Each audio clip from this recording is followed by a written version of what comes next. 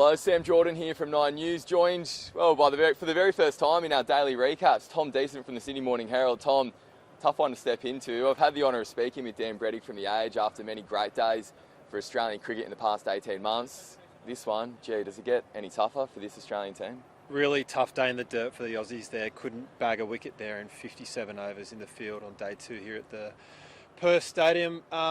Didn't swing, didn't seam. The pitch changed complexion a lot, which Andrew McDonald spoke a lot about. So I think they were a bit surprised that it didn't sort of play as many tricks as it did on day 1.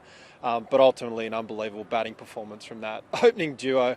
One of the highest opening stands from a visiting opening partnership team in many, many years. So the game set up beautifully for India. Yeah, it was an extraordinary day. Let's go right back to the start. To try and break it all down, Australia's innings, well, we were hoping for a miracle, certainly all the Australian fans in the crowd. Mitchell Starc, he did impress with the bat, but 104, a deficit of 46, it just wasn't quite enough. Yeah, the key was obviously Alex Carey. Needed him to get going and bang out 60 or 70. Didn't do that.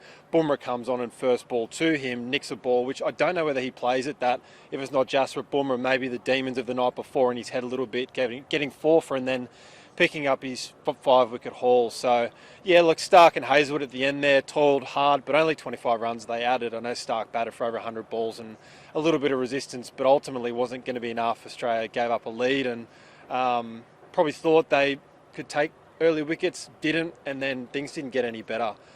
Josh Hazlewood with the ball, less than a run and over, going okay, but Mitch Starc 3.5 and over. And we saw Marnus Labuschagne bowling seam-ups and trying to hit blokes in the head, so didn't have that one on the old bingo card today. No, that's exactly right. I don't think many would have either. Mitchell Starc, of course, spending so much time in the middle this morning, maybe that did take a toll on him when he did get out there to bowl as well. The bowling is obviously in the spotlight. Let's start there for Australia.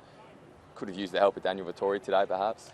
Yeah, Daniel Vettori, obviously the bowling coach, is over there in Saudi Arabia about to sit down for the IPL auction and put up his paddle as the head coach of the Sunrisers. So not great timing. We know Jimmy Anderson for England was at a golf day when they were getting pumped over there in Pakistan. So look, Andrew McDonald spoke afterwards and said he didn't have concerns that they'd had backup plans in place. But ultimately I feel like a bowling coach is a lot of what happens on the day. If things aren't going well, you need to be able to pivot and change plans. So I think that'd be, got some friends behind us.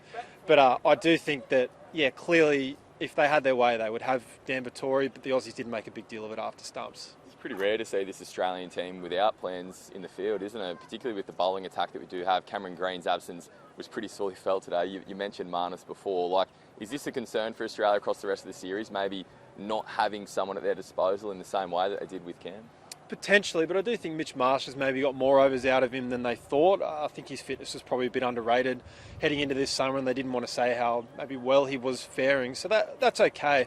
But to be fair, Marnus Labuschagne bowling 135 clicks. Not many people thought that as well. I just would like him to pitch it up a little bit more. And asked a few questions right at the death there, but ultimately I think that did explain the absurdity of the whole situation. And our colleague Dan Breddick's written a great piece, The Age and the Sydney Morning Herald, on that as well. You know, compared to Bumrah, we had Marnus Labuschagne bowling seam up. So just a weird old day for Australia, and they're 200 odd runs behind, and there's still 3 days to play. So India will absolutely try and grind them into the dirt, and there's no need to declare whatsoever, and that pitch is only getting better according to the Aussies. Well, they've already done an extraordinary job grinding them into the dirt as well. 208 is the lead, 10 wickets in hand, thanks to, and I know we haven't really mentioned it yet in great detail, but Jaiswal and KL Rahul, absolutely outstanding. That was brilliant batting. Yeah, and I mean, Jaiswal comes out yesterday and doesn't get any runs. Everybody sort of thinks, this kid's destined for greatness. He's done well overseas, but can he do it in Australia? And I think that's where you demand and get your respect as an overseas player. And he goes out and whacks 90. Looked like he was going to get 100 there at the end with that big 6 down the ground. So very, very impressive knock. And obviously, KL Rahul's done it before in Australia. And I think Jaiswal grew with confidence every over that goes by. That's a serious pace attack as well. And it's way too early to be asking questions of that, clearly, until we see Australia bat on that surface again, which is flattening out. But a very impressive innings, and there's pretty good stocks in the shed for India to come as well, so they'll be licking their lips. Virat Kohli came out after playing and gave the openers a bit of a pat on the back and a clap. He's very, very pleased with what they did. So a really, really pivotal day on day 3. Little treat for our digital viewers that are actually watching online as well. I think we just had someone take their shirt off in the background too, so thanks very much for watching. Tom, before I let you go, one last question. We're speaking about the situation Australia finds itself in. Is victory possible? Oh, very, very hard to see. Like Australia would need to dead set rip through them. There's only been 3 teams that have chased down more than 300 in a test in Australia to win that match. So extremely hard to do. I can't see it happening either. But like it's going to take a massive, massive innings from someone in that last innings to do it. But I think it'll be a bridge too far. We're going to find out. Day 3 tomorrow. Is plenty more to come here in what has already been a thrilling and a roller coaster first test in the West.